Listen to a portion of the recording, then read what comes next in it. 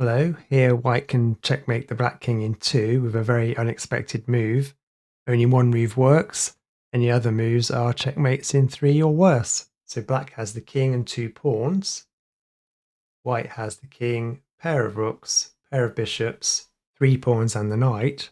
It's white's turn. Can you see the checkmate in 2 for white? Taking the pawn on d5 with the rook doesn't get you a mate in 2 unless the black king takes the other rook. But if black takes back with the pawn, you can then check the king, but it has an escape square, and you can only mate in 3. There's another mate in 3, but not 2, by moving the king to e7. Black is forced to take the other rook. You can then check the king with the bishop, forcing it to move back from where it came from, and then you can checkmate with the knight.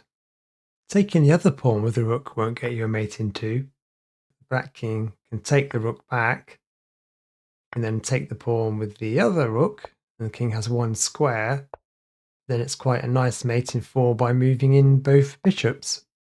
Checking the king with the bishop is only a mate in 4. Black can take the rook on d4, you can then move the bishop back to check again. The king has to move back to where it came from.